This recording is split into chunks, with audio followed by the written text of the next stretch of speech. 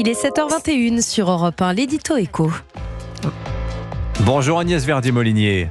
Bonjour Dimitri, bonjour à tous. Alors on reparle ces derniers temps des aides aux entreprises, un maquis dans lequel on pourrait trouver des économies, pensez-vous Agnès ? Alors là, Dimitri, je pense qu'il faut vraiment tirer la sonnette d'alarme très très fort et le dire haut et clair. Il n'y a quasiment pas d'aide aux entreprises en France en réalité.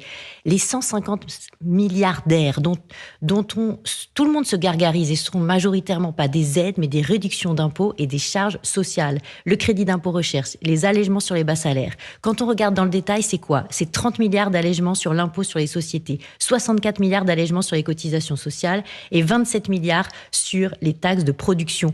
En fait, j'ai envie de dire circuler, il n'y a rien à gratter, car malgré ces allègements et exonérations d'impôts et de taxes et de charges, nos entreprises sont toujours les plus taxées de la zone euro, de plus de 150 milliards de fiscalité dans tous les ans par rapport aux autres entreprises de la zone euro. Et si on enlevait ces allègements, nous doublerions l'écart pour arriver à presque 300 milliards de prélèvements obligatoires en plus pour nos entreprises. Mais en fait, c'est totalement impensable. Mais dans ce qu'on appelle donc les aides aux entreprises, faussement, vous venez de nous le dire, est-ce qu'il n'y a pas quand même des subventions directes, de l'argent qui sort des caisses de l'État pour aller dans celles des entreprises privées ?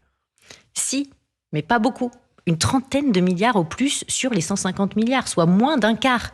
Et d'ailleurs, l'Inspection générale des finances vient de publier un rapport sur les aides, les fameuses aides, dans lequel il passe en revue 17 milliards de subventions.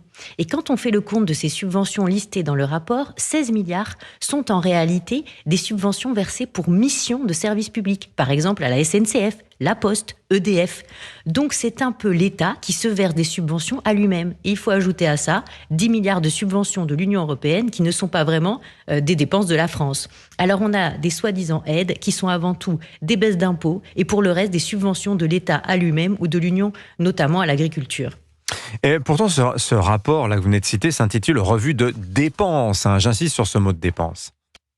C'est exact et c'est important de le dire et de le redire. Les dépenses publiques et les recettes publiques, ce n'est pas la même chose. Faire un rapport public qui s'intitule « Revue de dépenses » sur des dispositifs qui sont en fait des allègements d'impôts est un peu mensonger, surtout dans un pays surtaxé comme la France. Ça laisse penser qu'il y a des dizaines et des dizaines de milliards de subventions, alors que c'est faux. Dans la période actuelle où tout le monde cherche des économies, c'est un peu la vieille ficelle de Bercy. Proposer des économies sur ce qu'ils appellent les dépenses fiscales pour en fait augmenter les impôts sans vraiment l'afficher au lieu de baisser les dépenses. À force de l'utiliser, cette ficelle, elle devient vraiment très très voyante. Signature Europe 1, Agnès Verdier-Molinier. Merci beaucoup Agnès.